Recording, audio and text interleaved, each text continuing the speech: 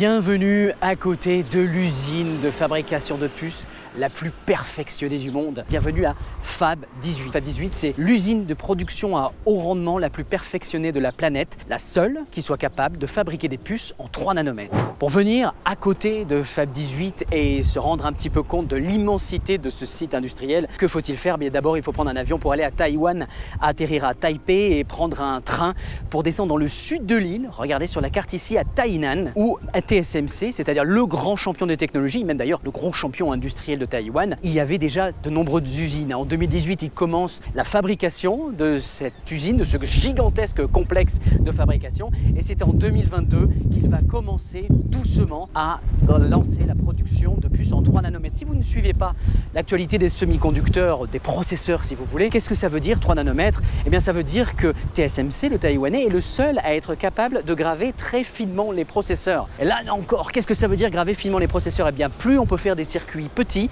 plus on va mettre de transistors, et on pourrait comparer ça à la puissance des moteurs. Plus on met de transistors, plus vos puces sont capables de faire de super calculs. TSMC, si ça ne vous parle pas beaucoup, c'est quand même une entreprise gigantesque, énorme, incontournable dans la technologie.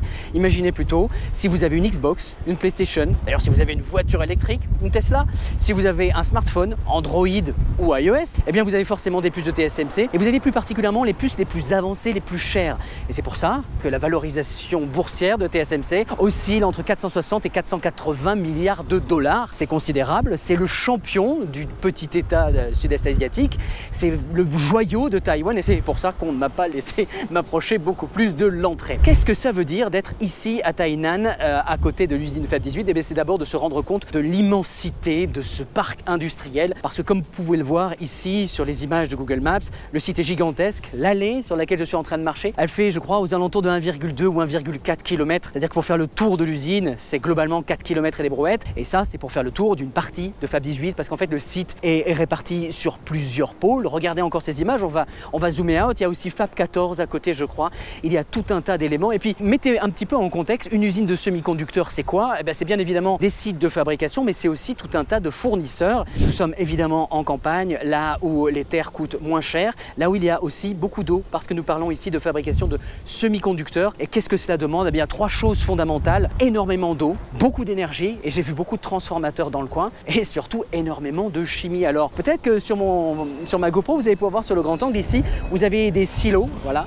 Vous avez des espèces de grands containers, vous avez tout un tas de tuyaux. Une usine de semi-conducteurs, c'est une usine qui fonctionne 24 sur 24 et qui pompe des fluides pour faire quoi? Eh bien tout simplement pour graver des circuits à la surface de wafer. Si vous lisez régulièrement 01net, nous avons consacré il y a quelques semaines un article pour vous expliquer ce qu'était un wafer. C'est galette de silicium sur lequel on va graver des circuits électroniques. Alors faisons un petit point sur qu'est-ce que ça signifie la gravure 3 nanomètres. Il y a encore 20 ans, il y avait beaucoup de compétition dans la finesse de gravure et Intel dominait. Désormais, nous sommes en 2023.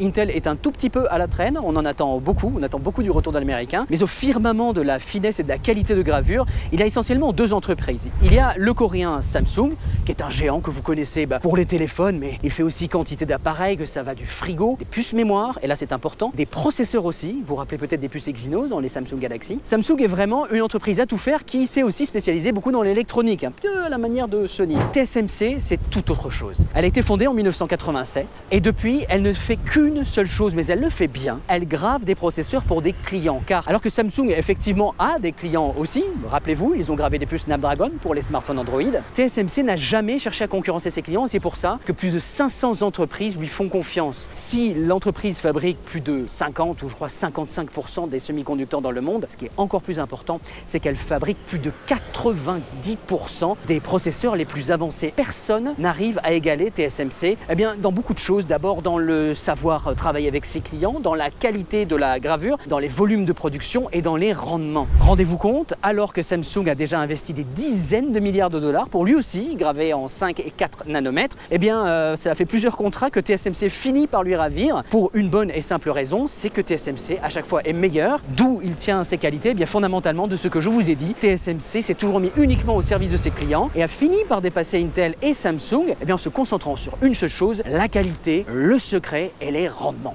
Les usines de TSMC sont flambant neuves. On sent l'entreprise qui génère des milliards et des dizaines de milliards de dollars. Et c'est peut-être pour ça qu'on a fait l'effort à 01net de venir ici à Tainan, entouré de ces fabs, pour vous montrer un peu, car chaque fois qu'on vous écrit des articles et qu'on vous dit TSMC va construire une nouvelle usine à 15-20 milliards, TSMC va à un plan d'investissement à 100 milliards, ces milliards de dollars, ils sont mis dans ces bâtiments qui sont absolument gigantesques, plusieurs centaines de mètres chacun, tous interconnectés. La dimension du parc industriel est absolument gigantesque. Repassons sur la gravure 3 nanomètres et expliquons pourquoi c'est à la fois important pour TSMC et pour Apple. Parce que évidemment, TSMC a comme client principal, c'est son plus important client, le géant Apple. Si vous êtes un Apple fan, regardez votre Watch, votre Apple Watch, regardez éventuellement votre iPad, votre MacBook, votre iPhone. Tous ces appareils ont à l'intérieur des puces fabriquées par TSMC, qui est le fournisseur privilégié d'Apple et qui pèserait entre 15 et 20%, si ce n'est peut-être plus, du chiffre du taïwanais. Les deux entreprises ont des partenariats exclusifs. C'est pour ça que là, la Fab 18, qui est juste à côté de moi, la production en 3 nanomètres, Apple aurait réservé 90% du volume de production, laissant littéralement peanuts aux autres. Et qu'est-ce que ça veut dire? Eh bien, ça veut dire que, aussi bons soient les designs d'Apple, ce qui compte beaucoup dans les semi-conducteurs, c'est, comme je vous le disais, la finesse de gravure. Et en sécurisant cet approvisionnement unique dans le monde de processeurs en 3 nanomètres, eh bien Apple se dote d'un avantage comparatif qui finalement pas de son fait. Il a bien évidemment mis de l'argent et du savoir-faire dans le lancement des capacités de production qu'on appelle à risque. Mais en faisant ça, Apple conçoit une puce et se retrouve avec un avantage compétitif majeur. On parle d'une différence entre le 5 nanomètres et le 3 nanomètres, une différence de performance ou de réduction de la consommation énergétique de l'ordre de 30%. L'intérêt de graver finement les semi-conducteurs, c'est d'avoir un avantage comparatif à design équivalent. Si vous aviez un design qui marche à 5 et à 3 nanomètres, et bien évidemment, ce sont les processeurs qui sont gravés plus finement, qui vont moins chauffer, moins consommer d'énergie, ou alors, à taille égale, qui vont pouvoir avoir plus de transistors et avoir donc plus de puissance. L'intérêt de TSMC est à la fois technologique, donc c'est une entreprise de pointe, la seule à être capable de fabriquer un certain nombre de processeurs, mais c'est aussi une entreprise capitale pour l'économie taïwanaise, et pas que pour l'économie, c'est aussi une entreprise capitale pour la politique du pays. Si vous avez suivi les dernières informations autour de la pénurie des processeurs, vous avez vu arriver très souvent cette entreprise TSMC sur le devant pour une raison. Je suis dans un état souverain, je suis arrivé avec un poste frontière avec marqué Taïwan, mais il y avait marqué aussi Republic of China. Et il faut savoir que cette petite île de 23 millions d'habitants est revendiquée par la Chine continentale, qui lui refuse son indépendance. Et d'ailleurs, elle n'est reconnue que par 15 États dans le monde, dont aucun d'ailleurs en Union européenne, ni les États-Unis, qui ne reconnaissent que la Chine continentale comme vraie Chine. Ça, c'est une aparté géopolitique, mais ce n'est pas qu'une aparté parce que TSMC a un poids énorme, finalement, à la fois dans l'économie du pays, mais aussi dans sa politique. On parle de Silicon Shield. Et le Silicon Shield, vous l'avez tout autour de moi. Pourquoi? L'écrasante majorité des processeurs et la totalité des puces de pointe sont fabriquées à l'intérieur de ces usines. Ça veut dire que si du jour au lendemain, par exemple la Chine décidait d'envoyer un corps expéditionnaire pour envahir ce pays, il n'y aurait absolument plus aucune puce qui arriverait dans les mains d'Apple pour construire les iPhones. Il n'y aurait plus de puces qui arriveraient dans les mains de Sony pour construire les PlayStation. Il n'y aurait plus de puces quasiment pour Qualcomm. Tout le monde devrait se rabattre sur Samsung. Un Samsung qui a une finesse de gravure un peu moins performant, des rendements qui sont un peu moins bons,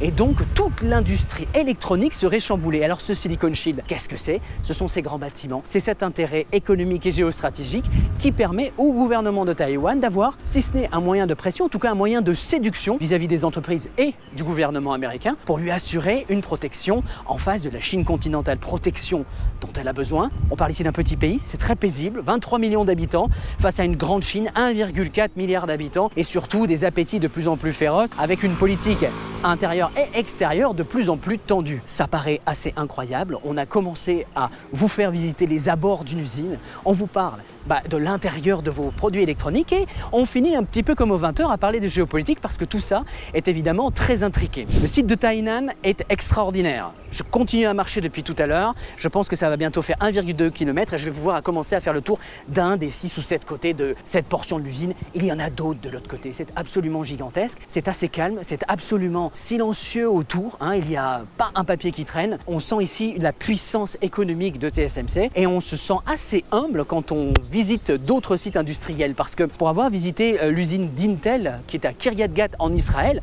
qui est un site assez énorme dans lequel il y a un plan d'extension à 10 milliards de dollars. Ici, les dimensions n'ont absolument rien à voir. Revenons précision sur l'imagerie satellite. Regardez les différents sites, regardez les différentes fabs, c'est purement gigantesque. Tout ça, c'est de l'industrie de pointe et c'est ce qui me permet aujourd'hui de me filmer et vous de me regarder.